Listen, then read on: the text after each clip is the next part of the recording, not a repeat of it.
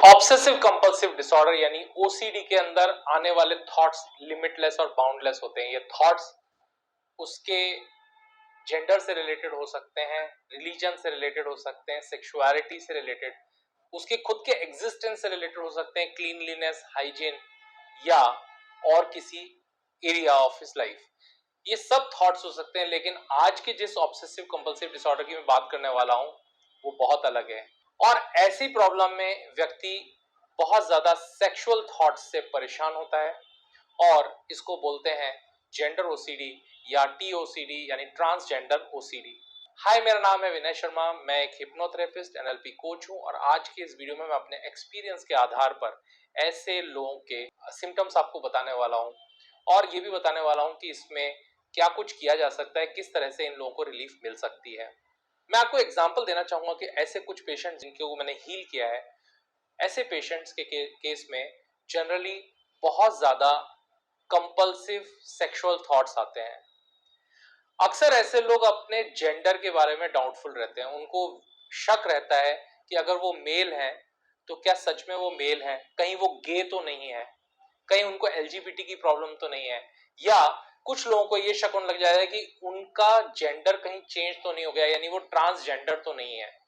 और जब ये ट्रांसजेंडर हो जाने का शक उनके अंदर आ जाता है तो वो डरने लग जाते हैं, घबराने लग जाते हैं और उनकी जो फीलिंग्स हैं वो भी बहुत अलग होती हैं।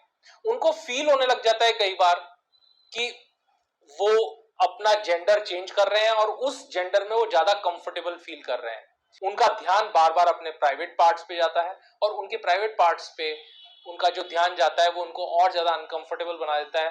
उनको ये महसूस कराता रहता है कि कुछ गड़बड़ है और अपने एग्जिस्टेंस के साथ और अपने करंट प्राइवेट पार्ट्स के साथ कंफर्टेबल नहीं है और ये डिस्कंफर्ट उनको हमेशा परेशान करता रहता है। ऐसे लोगों को बहुत ज्यादा शक रहता है, वो विश्वास नहीं कर पाते हैं कि सच में वो जो है वो है या नहीं। उनको अपने जेंडर के बारे में हमेशा शक बना रहता है। ये उनके अंदर और ज्यादा एंजाइटी क्रिएट करता है और इस डिसऑर्डर को और ज्यादा बढ़ा देता है। और ये बिल्कुल जरूरी नहीं है कि ये थॉट उनको बचपन से आ रहे हो या उनके अंदर कोई फिजिकल ट्रांसफॉर्मेशन हो रहा हो और सच में वो कोई ट्रांसजेंडर हो, बल्कि ये पूरी तरीके से ऑब्सेसिव थॉट्स होते हैं और ये किसी भी उम्र में व्यक्ति को आने शुरू हो सकते हैं। और जब ये होना शुरू होता है, सबसे बड़ी समस्या ये होती है कि ऐसे व्यक्ति अपनी प्रॉब्लम को किसी के साथ शेयर भी नहीं कर पाते हैं और इसकी वजह से जब वो डॉक्टर्स के पास जाते हैं तो डॉक्टर्स भी उनको कंफर्म कर देते हैं कि फिजिकली तो वो फिट हैं और जैसे हैं वैसे ही हैं। आमतौर पर घर के परिवार के लोग या जिनके साथ वो ये बात शेयर करते हैं वो उनकी प्रॉब्लम को नहीं समझ पाते और बार बार उनको ये बताने की कोशिश करते हैं कि वो बिल्कुल ठीक है और उनको इस तरीके का शक नहीं करना चाहिए, लेकिन वो किसी तरीके से उनकी मदद नहीं कर पा रहे होते हैं। और ऐसे समय पर ये व्यक्ति बहुत ज्यादा एंग्शियस होने लग जाता है, धीरे धीरे एंजाइटी बढ़ने लग जाती है, वो घबराने लग जाता है, डरने लग जाता है और एक वक्त जब उसको किसी तरह की मदद नहीं मिल पाती है तो कहीं ना कहीं कुछ ना कुछ गलत और निगेटिव थॉट्स भी उसके मन में आने लग जाते हैं, कुछ गलत करने का इरादा भी वो करने लग जाता है और ये बहुत खतरनाक होता है। ऐसे लोगों के बीच में कई बार सेक्सुअल के साथ साथ वायलेंट थॉट्स भी आते हैं। उसको कुछ इस तरीके के विचार भी आते हैं कि वो अपने बहुत नजदीकी पड़ोसी या किसी खास लोगों को कुछ वायलेंट के द्वारा या किसी तरीके से फिजिकली हार्म कर रहा है।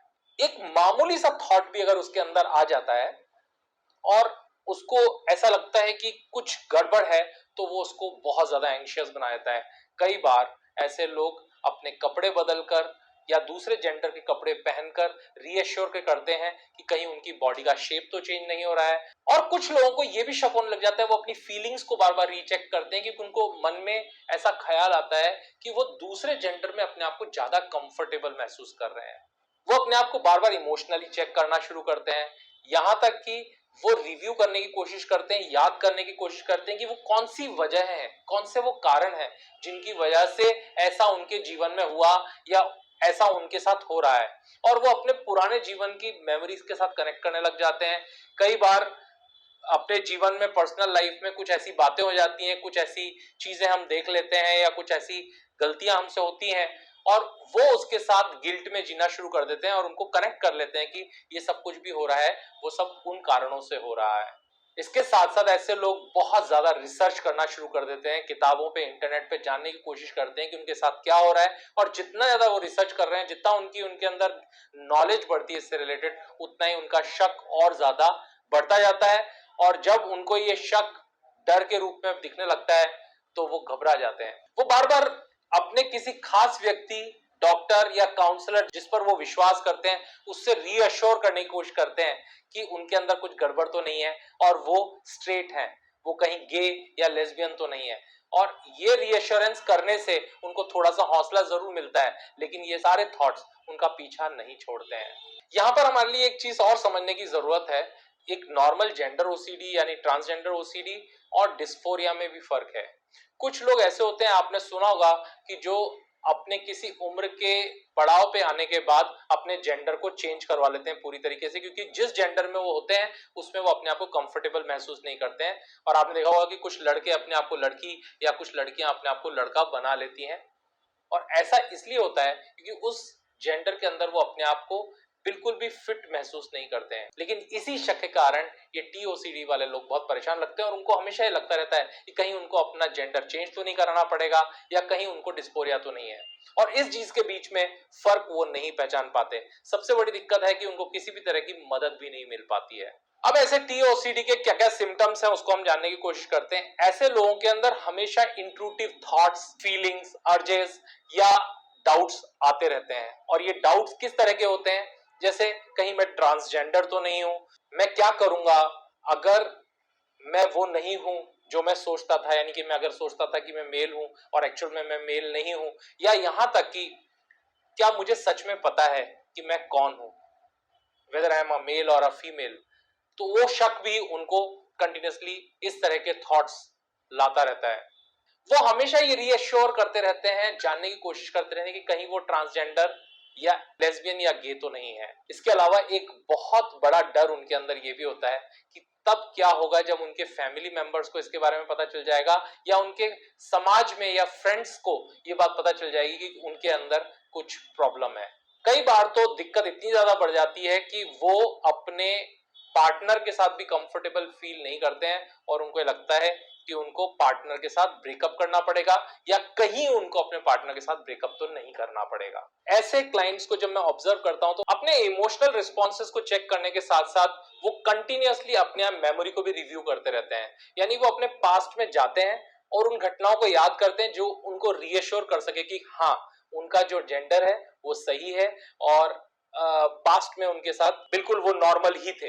इसके अलावा सबसे महत्वपूर्ण बात यहाँ पर यह है कि ये जरूरी नहीं है कि किसी व्यक्ति को बचपन से ही इस तरह के ख्यालात आते हों।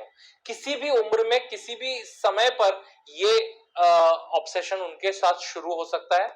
और जब भी ये शुरू होता है, इसके पीछे कई सारे कारण हैं जिनके बारे में हम आगे बात करेंगे। फिर ये शुरुआत होता है एक पूरा सिलसिला, जब वो बहुत सारे ब्लॉग्स पढ़ते हैं, वीडियोस देखते हैं, रिसर्च करते हैं, किताबें पढ़ते हैं और जानने की कोशिश करते हैं कि उनके साथ क्या हो रहा है।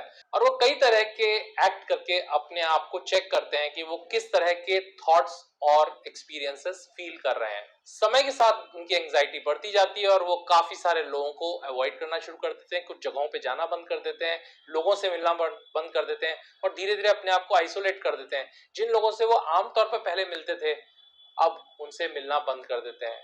और जब उनको कहीं पे भी सपोर्ट नहीं मिल पाता है तो लास्ट में वो एलजीबीटी कम्युनिटीज के अंदर जाकर उनके एक्सपीरियंसेस को जानकर भी रेश्योर करते हैं कि कहीं वो उस कम्युनिटी में तो नहीं आते हैं।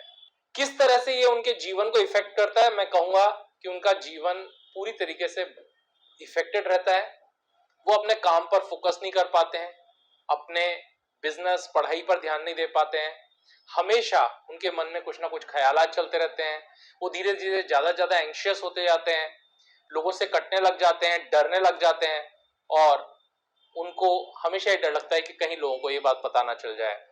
अगर जाना जाए कि इसके पीछे क्या कारण हो सकते हैं, तो मैं अपने कुछ एक्सपीरियंस के आधार पे मैं आपको बताना चाहूंगा कि कुछ व्यक्ति ऐसे थे जिन्होंने कुछ वीडियो सिमुलेटेड गेम्स, वो सेक्सुअल गेम्स भी हो सकते हैं या इस तरह की कोई चीजों को सिमुलेट किया काफी बार रिपीटेडली, या कंटिन्यूअसली बहुत ज्यादा पोर्न मूवीज जो होती हैं उनको देखा, या बहुत इस तरह की किताबें पढ़ी। इसके अलावा कुछ सेक्सुअल एक्ट्स में इन्वॉल्व हुए कम उम्र में और उस समय पर नादानी में उनसे कुछ इस तरह की हरकतें हुई जिसकी वजह से उनके अंदर एक गिल्ट की फीलिंग आ गई। और जब इस तरह की कुछ बातें होती हैं तो धीरे धीरे ये इंटेंस होती जाती है और एक किस्म का हेलुसिनेशन या इल्यूजन उनके माइंड में बिल्ड होना लग जाता है और उसके बाद वो इस इल्यूजन से बाहर नहीं आ पाते हैं। ये एक मुश्किल परिस्थिति है और इसमें ऐसे लोगों की मदद होना जरूरी है। तो आप सोचेंगे कि किस तरीके से ऐसे लोगों की मदद की जाए और क्या इसका ट्रीटमेंट है, किस तरीके से ये ठीक हो सकते हैं। आमतौर पर ऐसे लोग साइकियाट्रिस्ट की मदद लेते हैं।